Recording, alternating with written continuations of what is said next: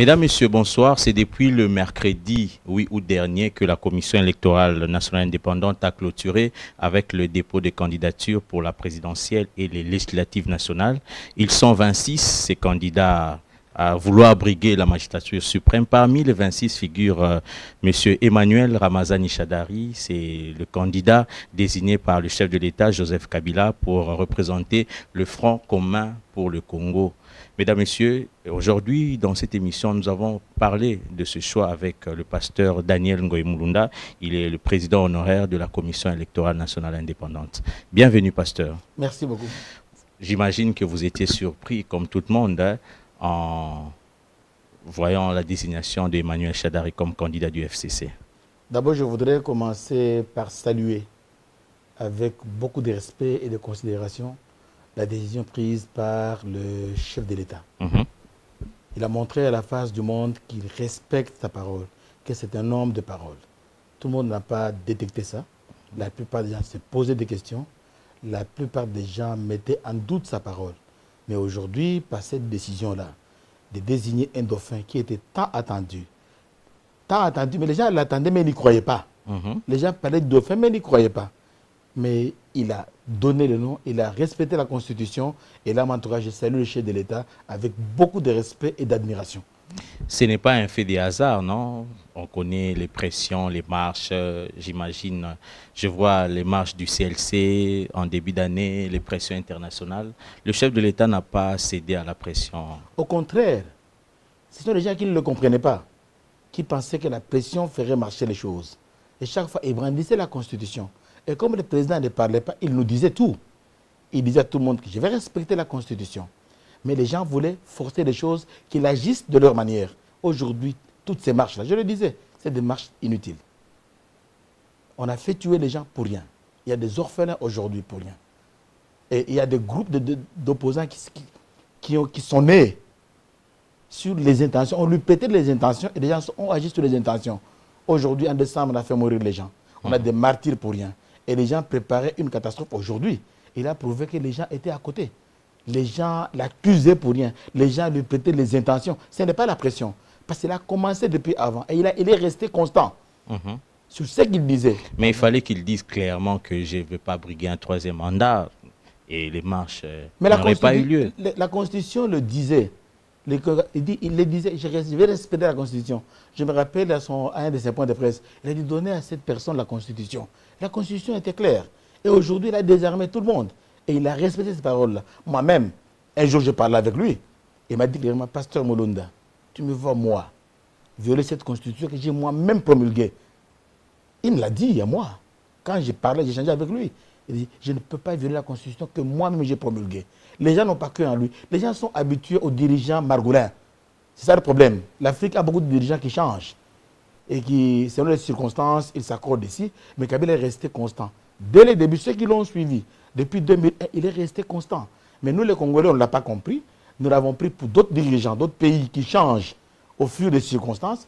Et nous l'avons comparé aux autres. Et aujourd'hui, on est arrivé à ça. On a fait mourir les gens pour rien. On a créé des martyrs pour rien. Vous ne trouvez pas que le fait aussi de ne pas dire clairement qu'il n'allait plus se représenter, c'est aussi à la base de tous ces morts?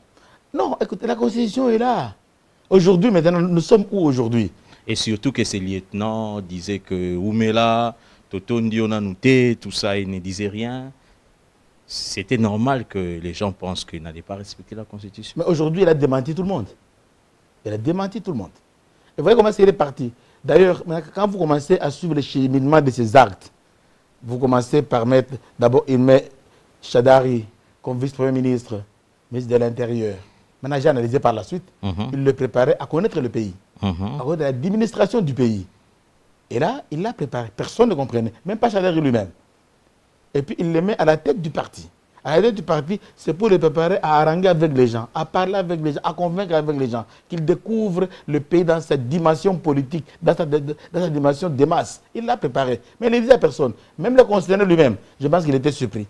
Mais quand vous suivez tout ça, le président était vraiment, vraiment constant. Et moi, je salue cette décision-là. Parce qu'imaginez-vous, la date du 8, que tu venais d'annoncer que c'était la clôture exact. Des dépôts de candidatures. Elle avait une autre signification. Et les gens s'attendaient à un chaos dans ce pays. toute la communauté internationale. Moi, j'étais en train de superviser les élections au Zimbabwe. Tout le monde disait le 8 au Congo. Le Congo, c'est un problème. Tout le monde était inquiet. Tout le monde. Que le Congo serait dans un chaos, dans une guerre même. Imaginez-vous si le président de la République, ou bien le Front commun pour le Congo, présentait sa candidature. Nous ne serons pas là où nous sommes aujourd'hui. On ne montrerait pas cette émission. Ça serait affaire au sang parce que les gens ne préparaient que ça. Mais aujourd'hui, en donnant un dauphin, j'ai beaucoup de respect pour le président. Et le monde doit le respecter.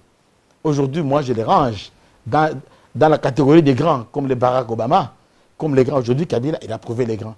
La population avait encore besoin de lui. Mais il a respecté la Constitution. Il a tenu à respecter la Constitution. Contrairement à la région.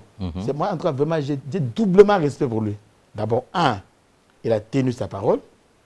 Il n'est pas parti à gauche, il n'est pas parti à droite. Il a désarmé tous les ennemis qui voulaient amener des troubles au pays. Il les a tous désarmés. Aujourd'hui, personne n'a un argument. Là, j'ai du respect pour lui. Donc, c'est normal qu'ils disent qu'il a la passion pour le Congo. Et moi, je viens maintenant de comprendre la signification de cette phrase-là. Et quelle est cette signification selon M. Mulunda? Selon moi, la signification de la phrase « j'ai la passion pour le Congo », le président de la République, s'il briguait un troisième mandat, il ne serait pas le premier en Afrique. Il aurait brigué un troisième mandat. Nous avons des exemples. En face de nous, c'est à Brazzaville, le Burundi, le Rwanda, le Cameroun, le Tchad. Dans l'Afrique centrale, il ne serait pas le premier, mais il ne l'a pas fait. Le président Kabila ne serait pas le premier à changer la Constitution et à amener les gens au référendum. Ça s'est passé dans la région. En Afrique centrale, ça s'est passé partout. Les gens peuvent crier demain, on en tire. On tire sur 2 ou 3 qui tombent. Quand 2 ou 3 tombent, les autres ont peur. Les autres ont peur, ils s'imposent, il a le contrôle de l'armée. Il ne serait pas le premier à changer la Constitution, même à faire un faux référendum et faire passer les gens. Mais il a refusé. Il a refusé tout ça pour son pays. Il a fait un choix entre son pouvoir et son pays. Il n'a pas voulu que les sang puissent couler. Il ne veut pas répondre aux attentes des ennemis du Congo qui savaient que voilà les chemins. Pour eux, la logique était qu'il va agir comme tout le monde. Les gens vont se tuer, il y aura des morts, on va intervenir. Les gens voulaient même faire la Libye à Kinshasa. Ils voulaient même faire la Côte d'Ivoire de 2010 à Kinshasa. Mais par passion du Congo. Cela veut dire qu'ils ne voulaient pas que les sangs des Congolais puissent pouvoir couler. Ils ne voulaient pas que ce Congo qu'il a réunifié dans son très jeune âge. Il a réunifié ce Congo. Il ne veut pas le laisser encore en morceaux. Voilà la passion du Congo. Voilà pourquoi je le respecte. Voilà. Ce n'est pas une histoire de sentiment. Que j'ai la passion pour le Congo, mais c'est une passion pour une femme. Non. Il ne voulait pas que les sangs des Congolais coulent. Il n'était pas le premier. Et personne ne pouvait le forcer. Il a le contrôle de l'armée, des services. Il veut dire, ok, je me présente encore. Faites ce que vous voulez. Il a regardé son peuple et son pouvoir. Le peuple est plus important. La paix est plus importante. Et c'est pourquoi moi, je le salue. Et j'invite tous les Congolais, même de l'opposition, même de la majorité, de saluer cet homme. Ils ont pris acte, mais eux, ils pensent que c'est la victoire du peuple parce que le peuple a fait pression sur le chef de l'État pour qu'il ne puisse pas briguer la magistrature suprême. Vous pensez que vraiment on peut faire pression sur quelqu'un comme Kabila? Vous ne le connaissez pas? C'est un militaire. Vous ne le connaissez pas? Parce qu'il a surpris tout le monde. Même ceux qui parlent avec lui, inclus moi-même. Personne. Les gens pensaient qu'il allait aller à gauche. J'ai dit aux gens, préparez-vous aux élections, il va encore vous surprendre. Ce n'est pas la pression. Aujourd'hui, ceux qui ont... Écoute, il y a des gens qui doivent demander pardon aujourd'hui. Il y a des gens qui doivent se confesser aujourd'hui qu'ils lui ont prêté de mauvaises intentions. Mais aujourd'hui, le chef de l'État a prouvé qu'il aime ce pays. Il est nationaliste comme Lumumba, nationaliste comme son père, et nationaliste lui-même. Le voilà, il vient de respecter la Constitution. Cette Constitution, c'est son œuvre. Je vais dire aux gens qui disaient que respecter la Constitution, ils doivent savoir que d'abord, la Constitution, c'est l'œuvre du président Kabila. C'est lui qui l'a fait promulguer, on n'est pas au référendum, on l'a accepté, il l'a promulgué. Donc, n'importe quel président viendrait. Cette Constitution, c'est l'œuvre de Joseph Kabila que nous devons respecter. Mais quand vous l'attendez, ça, c'est l'œuvre d'un homme qui s'est décidé à doter ce pays de ce texte et il l'a respecté. Parlons, pasteur, maintenant de ce choix. Mais il y a beaucoup de mécontents. Est-ce que vous pensez que le choix porté sur Emmanuel Shadari, c'est un choix judicieux? Moi, je veux dire d'abord, c'est en démocratie. Les réactions qui viennent de gauche ou de droite, c'est normal d'abord en démocratie. Parce que selon certaines indiscrétions sur la liste que le chef avait demandé au regroupement, le nom de Shadari ne figurait presque pas, c'était d'autres personnes. Est-ce que vous pensez que c'est un choix de consensus? Non, le chef a la discrétion. il a son pouvoir discrétionnaire. Choisir qui il nous connaît tous. Il connaît qui est voleur. Il connaît qui est tricheur. Il connaît qui est diviseur. Il connaît qui est menteur. Il nous connaît tous. Il voit l'avenir du pays. Il voit qui peut continuer son œuvre. Moi, mon message à tout ce monde-là est celui-ci. Si nous nous sommes rangés derrière le président depuis 2001, nous avons cru en sa vision. Nous avons vu son programme accompli. Et nous l'avons soutenu. Aujourd'hui, nous avons le devoir de le soutenir dans ce choix-là. Il ne peut pas amener un mauvais choix pour le pays. Il connaît ce pays et il veut que ce pays avance. C'est vrai, les gens peuvent réagir par-ci, par-là. Tout le monde, inclus moi-même, j'étais surpris. Inclus moi-même, j'étais surpris. Finalement, tu te remets en toi-même et tu réfléchis. Je vais donner un exemple. Allez-y, pasteur. Tu es père de famille. Tu n'es pas malade. Tu n'es pas vieux. Tu es dans la cinquantaine. Tu appelles des enfants, je vais faire mon testament. Cette maison va aller chez votre oncle. Les enfants doivent réagir. Les enfants peuvent même se réunir à côté. Je suis en train de lire dans les réseaux où les gens se réunissent. Les réunions sont normales. Les gens doivent se dire, qu'est-ce qui est en train d'arriver? Mais si les pères expliquent que cette maison que je donne à votre oncle, parce que vous devez hériter la ferme, on a échangé avec lui. Là où il y a les bêtes et tout ça, lui veut venir en ville, vous allez là-bas, les enfants vont se taire. Aujourd'hui, c'est une expression démocratique. Les gens qui peuvent critiquer, qui peuvent parler, c'est normal. C'est la première fois que ça arrive dans ce pays. Même dans l'Afrique, c'est la première fois qu'on donne un dauphin. Les gens en parlent, mais aujourd'hui, ils viennent de voir la preuve. Moi, je mets ça, ce n'est pas le refus du dauphin, mais c'est le choc de la nouvelle. Et moi, je dis aux gens, si nous avons cru au président, jusqu'à présent, son choix n'est pas mauvais. Accompagnons-le. Il ne veut pas. Qu'est-ce qui vous fait dire que ce choix n'est pas mauvais? Parce que Kabila n'a pas pris de mauvaises décisions jusque-là. Donne-moi une décision qu'il a prise qui a plongé ce pays dans le chaos. Et la meilleure, c'est celle-ci, comme disent. La géopolitique, le pouvoir a fait plus de 20 ans dans l'Est. Il a beaucoup de fidèles dans l'Ouest du pays. Il a préféré choisir encore à l'Est, par exemple. Non, j'ai dit que le président est nationaliste. Il nous connaît tous. Il nous connaît tous. Aujourd'hui, les Katangais sont en train de pleurer là-bas. Exact. Oui, ils disent que écoute, notre pouvoir est par terre. Ce n'est pas leur pouvoir. Ils ignorent que le président est nationaliste. Ce pays a 26 provinces. Et ces 26 provinces ont droit. Et moi, je suis content. Maniema, c'est une des très petites provinces de la RDC. Vous venez de le dire aussi, vous connaissez aussi le poids électoral du Maniema. Donc, cela veut dire que le président est allé au-delà de toutes ces considérations-là. Et moi, je le respecte pour ça. Il n'est pas allé dire que je veux aller dans la grande province, je vais aller là-bas. Il trouve quelqu'un qui est là et qui peut continuer la vision. On te mettrait, toi, on me mettrait moi. Peut-être qu'on allait dévier. Il nous connaît. Le président est resté avec nous pendant une dizaine d'années. Il connaît tous ses collaborateurs. Et aujourd'hui, il dit non, nous sortons du Katanga. Les Katangais peuvent parler. Le pays, le pouvoir n'est pas fait pour les Katangais. Les gens de l'Équateur, ils ont reçu, ils ont toujours dit que le pouvoir est parti de chez nous. Ils ont reçu une Bemba et ils étaient là. Vous avez suivi, tout le Bengale était content. Le pouvoir africain, qu'on se le dise ou pas, il est encore régional. Le pouvoir africain, il est encore tribal. Le pouvoir africain, il est encore égoïste. Raison pour laquelle il fallait choisir un dauphin dans une province grande qui a un poids électoral considérable. Ce n'est pas que, le poids électoral qui a accompagné Kabila aujourd'hui, ce poids électoral-là va accompagner Chadari. Si nous croyons au chef de l'État, c'est ça mon appel. Si nous croyons au chef de l'État, c'est ce qu'il a fait. Et si nous avons confiance, si nous voulons qu'il continue, aujourd'hui, il va continuer à travers son dauphin. Et tout ce poids électoral que le président a bénéficié, nous allons le mettre sur son dauphin afin de continuer. Si nous avons cru en ce qu'il a fait, ne regardons pas la tribu, ne regardons pas la petitesse de la province, ne regardons pas la langue, regardons la personne qui est mise là-dedans et que cette personne-là continue cette vision-là. Il y a d'aucuns qui pensent que Chadari, originaire de Kabambare, territoire de Maman Sifa, la mère du chef de l'État. Donc c'est son oncle finalement qui va le succéder. J'ai fait des recherches. Il faut chercher. J'ai appelé les vieux. Ils n'ont aucun lien. Ça, je parle comme pasteur. J'ai appelé. Avant d'accepter votre invitation, je savais que cette question allait venir. Je me suis documenté. Ils n'ont aucun lien. Ils sont du même territoire. Aucun lien.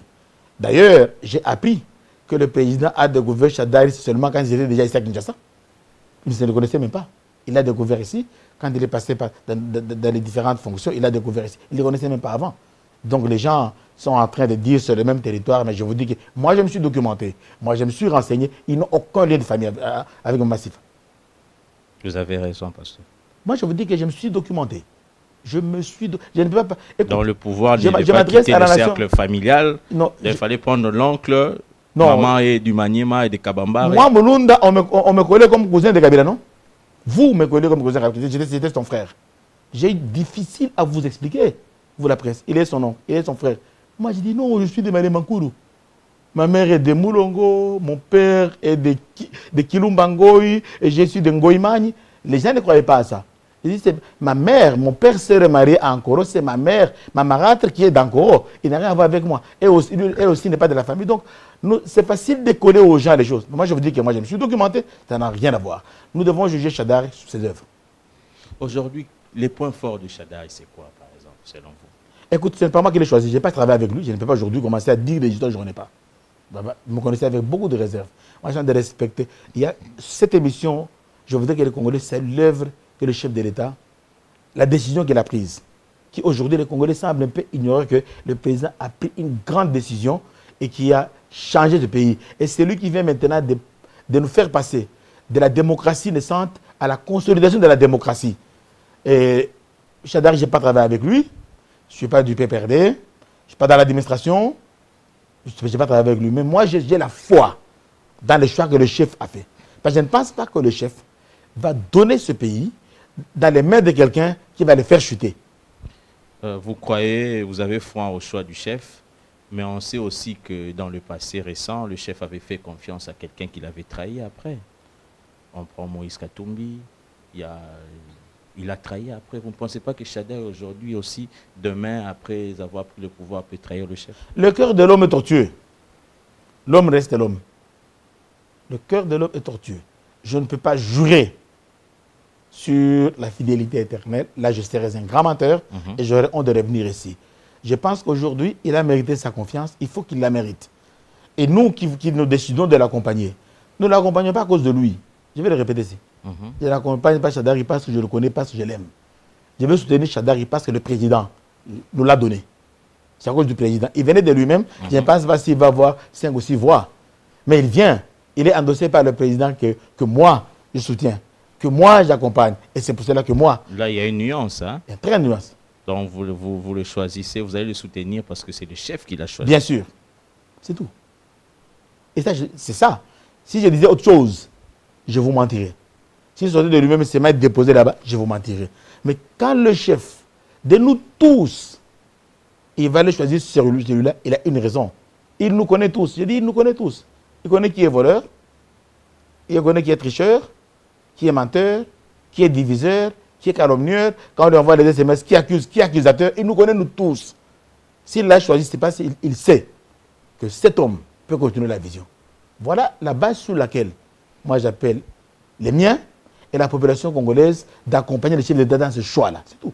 Pasteur, vous avez dit que le chef de l'État est resté constant. Qu'est-ce que vous fait dire ça, concrètement? Où se situe sa constance? Premièrement, il vient au pouvoir, il dit, il va réunifier le pays. Il fait venir Massiré. Massiré qui était rejeté par son père.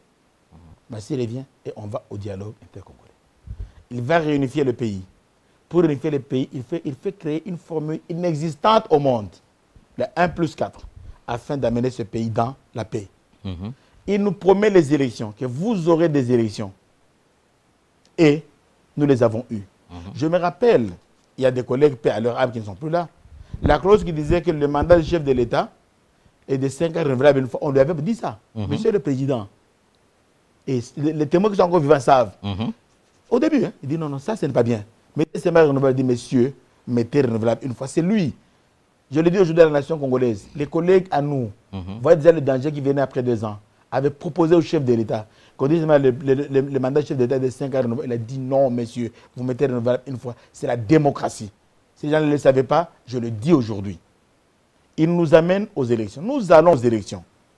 Avec les difficultés qu'il y a eu, on a dépassé 2016, on est parti. Les gens pensaient que non, le monsieur est vraiment jeune qu'il est, il va rester. Vraiment. Et aujourd'hui, voilà, la date butoir, il donne un dauphin.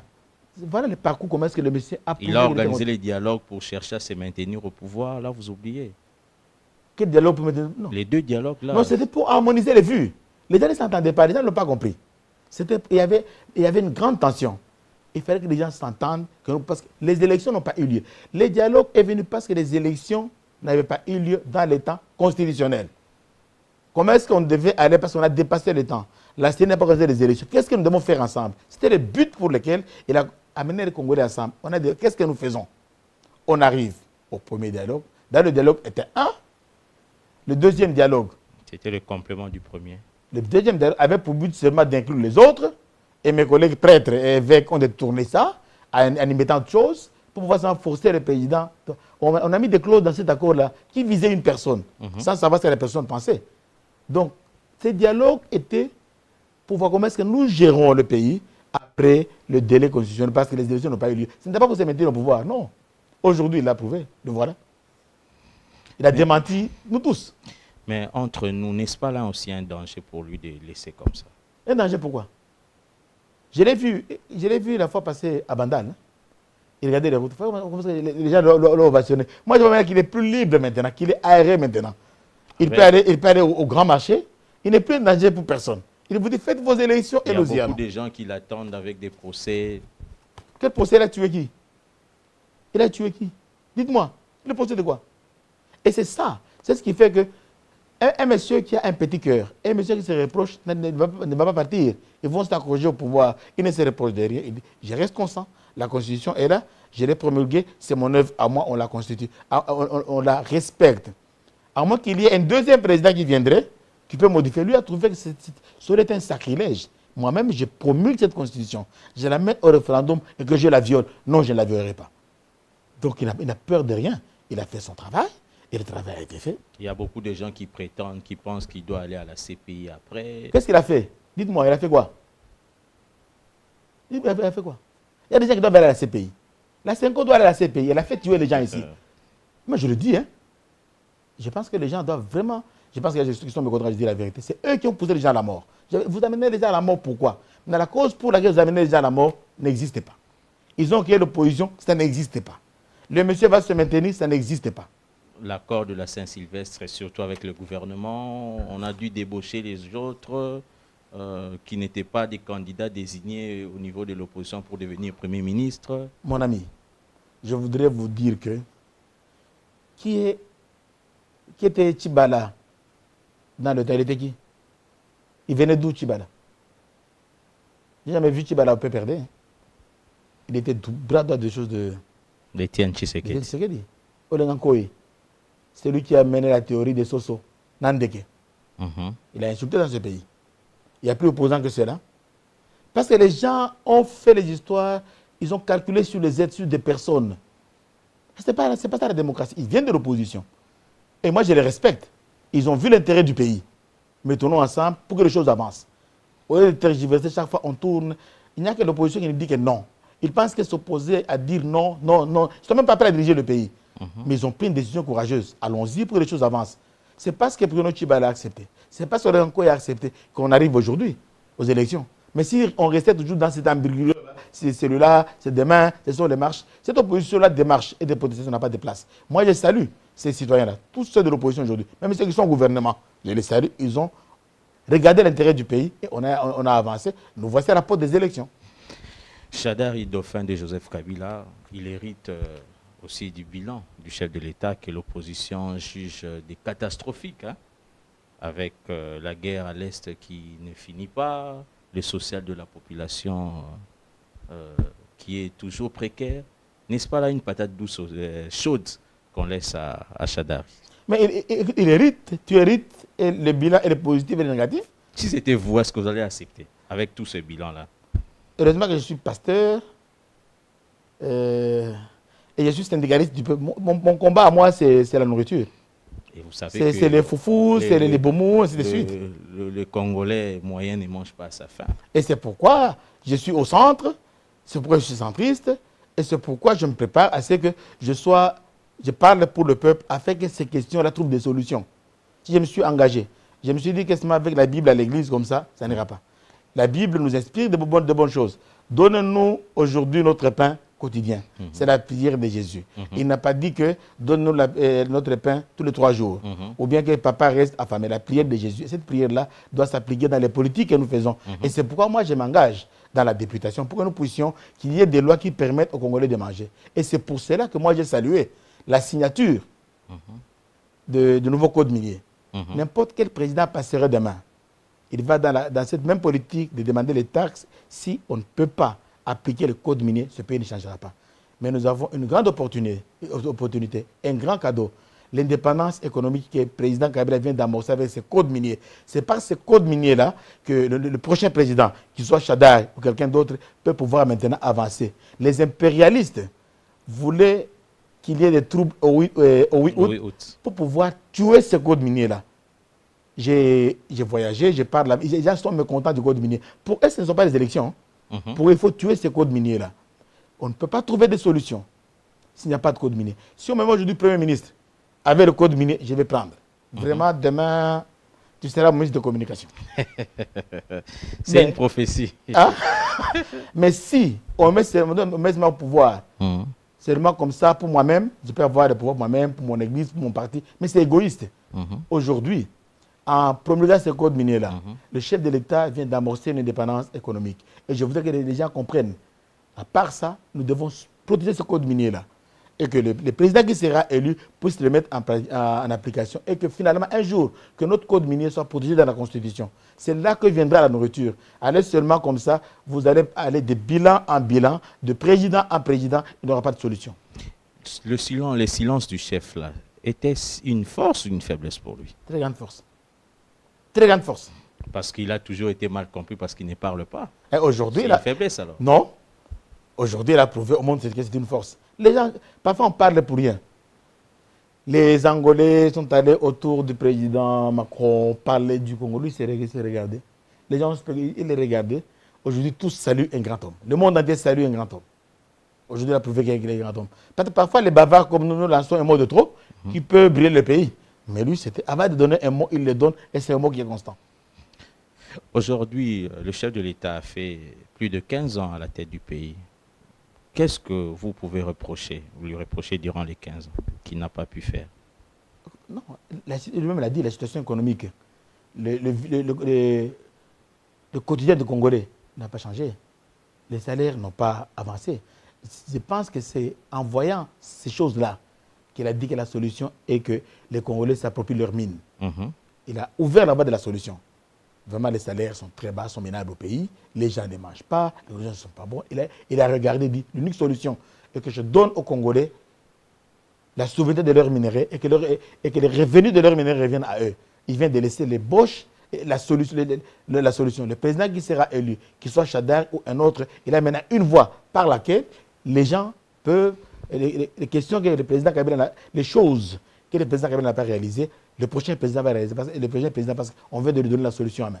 Voilà, pasteur Daniel Ngoï-Mulunda, avant même de désigner un dauphin, le chef a promu les généraux, il a fait des réaménagements au niveau de l'armée, tout ça. Mais apparemment, c'est comme s'il ne sera pas là, mais il sera là. Il restera au contrôle de tout et de l'armée. Chadar, il sera juste un échantillon. Non. Ce sera une autre face de Kabila. Vous savez ce qui s'est passé en Angola? Les gens ont dit ça de l'Angola. Mais Chadar, il n'est pas un militaire comme Lorenzo. Non. Il était militaire. Il est passé par Jose. Il était passé par là. Renseigne-toi bien. Il est passé par là. Mais il a laissé. On a dit non, Dos Santos va continuer à faire. 6 mois plus tard, les enfants de Dos Santos dehors, ils commencent maintenant à mettre sa propre administration. Chadar, il sera élu chef de l'État, monsieur. Il va prêter serment. Je jure fidélité. Je vais respecter la Constitution. Ce sera un chef de l'État. Ce ne serait pas un gestionnaire ou bien un agent, un chargé de mission. Les Blancs voulaient nous donner des gérants ici pour gérer les mines pour eux et leur donner les revenus. Mais nous aurons un chef de l'État. Il va mettre son administration sur place. Le président a connu cette armée. Le président a connu. Au départ, les gens ne comprenaient pas. Quand j'étais au Zimbabwe, quand il a fait son discours à la nation, directement, je me suis dit, il est en train de dire au revoir. Quand j'ai regardé ton discours à la nation, je commence à dire, et le président de dire au revoir. Et quand j'ai vu qu'il a mis en place l'armée, et je pense qu'il va continuer, il n'a pas encore fini. Il va continuer à mettre les histoires. Il veut laisser le pays stable. Il dit, monsieur, j'ai fait le choix entre moi et mon peuple. entre mon pouvoir et le peuple. Il favorise la nation, il favorise le peuple, il va faire des choses stables. Chadari, s'il est élu, il sera un président de la République, pas un chargé de mission de Joseph Kabila. Vous en êtes sûr? Je suis sûr.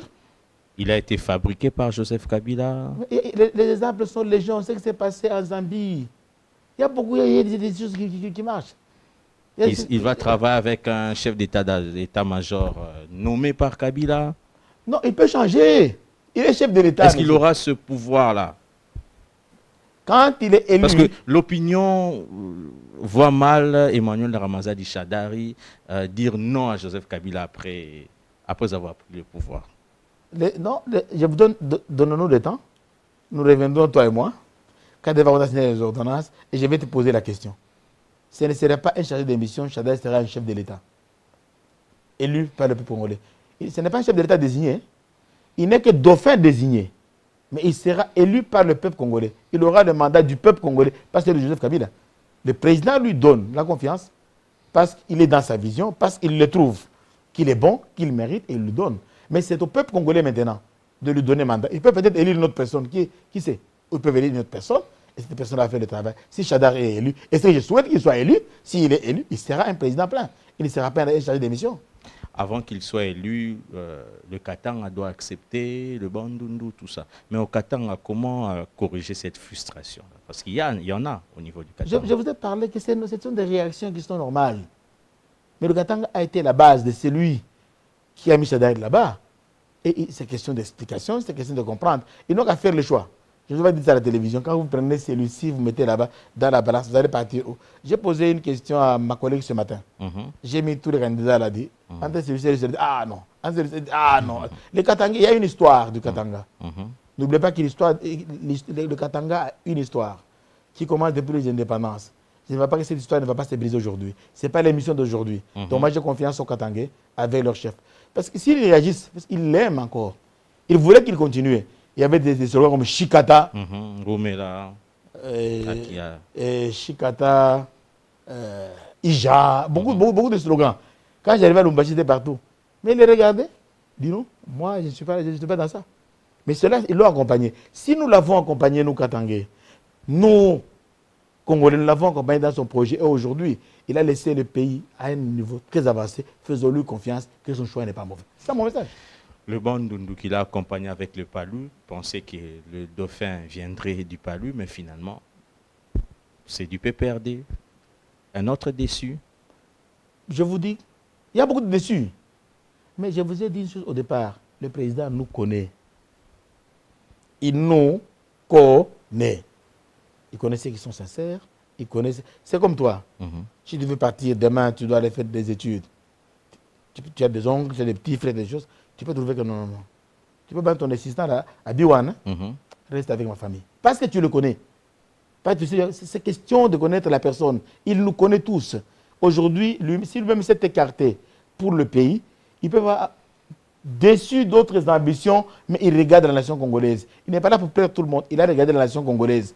La personne qui peut continuer cette vision-là et garder ce pays indépendant, ce pays uni et ce pays démocratique. Quel conseil pouvez vous donner à Emmanuel Shadari aujourd'hui, après avoir reçu la confiance du chef? Quel conseil à lui donner? Qu'il s'occupe du peuple. Il vient, s'il est élu, il y a un peuple qui a faim, qui demande des foufous. Un peuple qui est mal payé. Aujourd'hui, il a quelque chose à main. Il n'y a pas d'excuse, il a le code minier. S'il peut faire que ce code minier bénéficie aux Congolais, qu'il n'aille pas céder aux Blancs et tuer ce code minier-là. Les Congolais ont faim. Le Congolais est mal payé. Le Congolais vit difficilement. Je pense, quand il a ça, qu'il s'occupe de ça.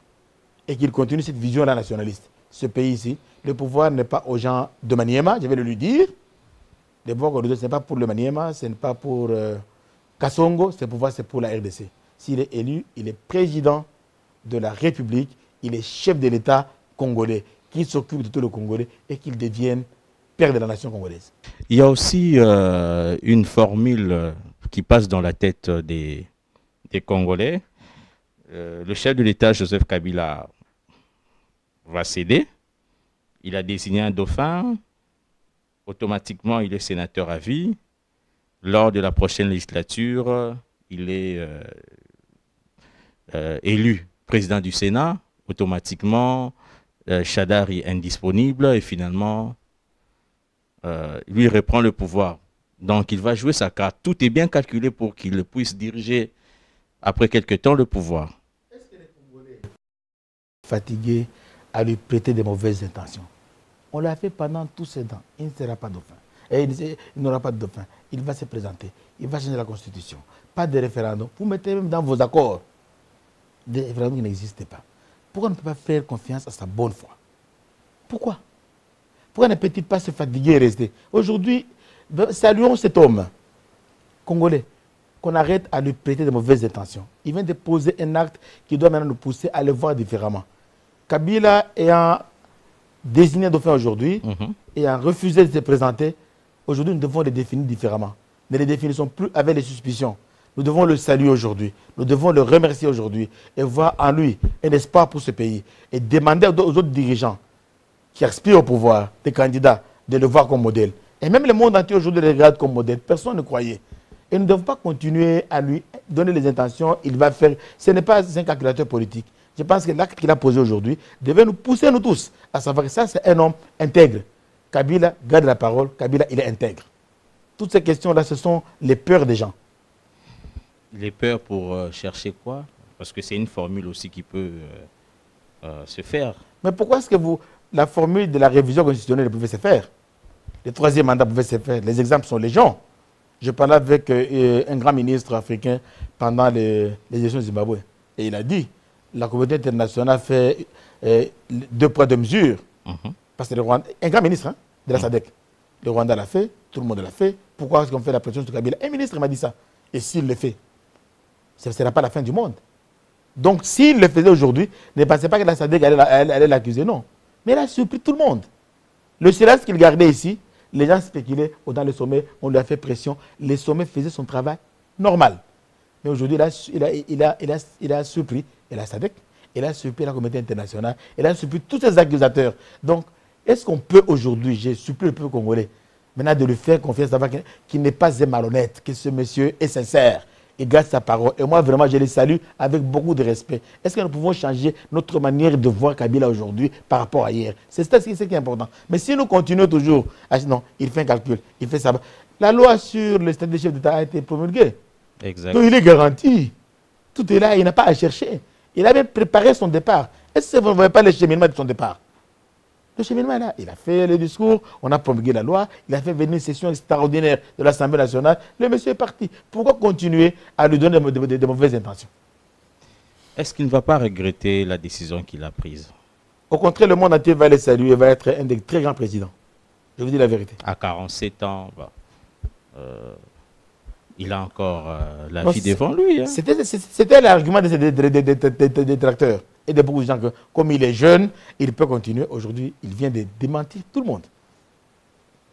Il vient de démentir tout le monde. Et il est heureux. Et je pense que le monde entier va le compter maintenant, le compter parmi les plus grands. Selon vous, quel rôle il pourra jouer après? Parce que les gens n'imaginent pas un jeune président quitter le pouvoir comme ça, une première en Afrique. Le monde entier aura besoin de lui dans des grandes universités pour d'abord expliquer sa vision des choses, comment il a fait. Parce qu'il a fait une différence par rapport à tout le monde. Hein. Il a fait une différence. Les autres pays qui ont commencé la démocratie avant nous sont déjà habitués à ça. Nous, nous sommes qu'à nos premiers pas. Et il a fait comme si on avait déjà fait 50 ans. Le monde entier doit apprendre de Kabila. Kabila devait maintenant une école. Kabila devait maintenant, il peut être un grand professeur, à enseigner, à expliquer aux gens. Même à ses pères, chefs d'État africains, les convaincre que voilà, moi je l'ai fait. Il reste maintenant un modèle. Il a beaucoup de choses à faire. Il a encore la vie devant lui. La vie n'est pas seulement la présidence. En dehors de la présidence, il y a la vie. Et il va nous le prouver, nous tous. Quelqu'un avait 9 ans qui était habitué à avoir des gardes du corps, tout ça. Vous pensez que à 47 ans, il va laisser comme ça, quand bien même qu'il a désigné un dauphin, il va croiser les bras, regarder ce dauphin faire sans pourtant pas agir. Mais on se retrouvera ici. Les gardes de corps, il les aura, c'est prévu dans la loi, d'être protégés. Quand il roule, toutes les voitures sont mises de côté pour qu'il passe. Il est toujours sur les tapis rouges. Je vous assure, j'étais au Zimbabwe avec Sirleaf Johnson, l'ancienne présidente du Zimbabwe. C'était l'ancien président du Ghana qui se faisait les élections. Ils vivent une vie naturelle. L'ancien président tanzanien, ils vont même dans les malheurs où ils mangent. Ils vivent une vie naturelle parce qu'il est parti propre. Les gens qui ont fait du mal ont peur. Demain, vous allez le voir, il va se promener ici parce qu'il a fait des choses. Et aujourd'hui, c'est un modèle. Moi, je voudrais même proposer que la date du 8 août soit célébrée comme la journée de la démocratie au Congo. Ah bon? Oui. La journée de la démocratie, c'est là où on nous a affirmé que la démocratie va continuer. Elle cassait ou elle passait. Comme elle est passée, c'est 8 août doit être célébré. Vous avez un dernier mot, pasteur, pour cette émission, bien sûr. Non, pour cette émission, j'ai un dernier mot. D'abord, je vais répéter que je salue le chef de l'État. Et j'appelle les Congolais à ne pas chercher les choses cachées. D'abord, pour l'instant, saluons-le. Avec beaucoup de respect. Il a fait quelque chose de grand. Et aujourd'hui, notre pays est respecté. À cause d'un homme, le Congo est respecté. Et ceux qui aspirent au pouvoir doivent le suivre comme modèle. Si nous avons cru en sa politique, si nous avons cru à sa vision, je ne pense pas que le chef de l'État nous a mis sur un mauvais chemin. Accompagnons-le, accompagnons son dauphin et qu'on puisse arriver à sa vision. Encore une fois, merci au chef de l'État qui a tenu parole, qui a désarmé tout le monde. Et moi, je le félicite et je demande aux Congolais, nous qui avons l'habitude de chercher seulement nous sommes des chercheurs de fautes. C'est ça la qualité des Congolais. Voyons ce qu'il a fait aujourd'hui. Saluons ces messieurs. Saluons-le. Respectons-le. Il a fait ce qui est grand. C'est grand ce qu'il a fait aujourd'hui. Sinon, on ne serait pas là aujourd'hui. Et les gens qui voulaient faire la guerre ici sont désarmés. Ils ont honte. Ils doivent demander pardon. Merci beaucoup, pasteur Daniel Ngoï Mulunda, d'avoir répondu à notre invitation. Merci à vous également, chers téléspectateurs, d'avoir suivi cette émission. Le rendez-vous est pris pour la semaine prochaine. Au revoir.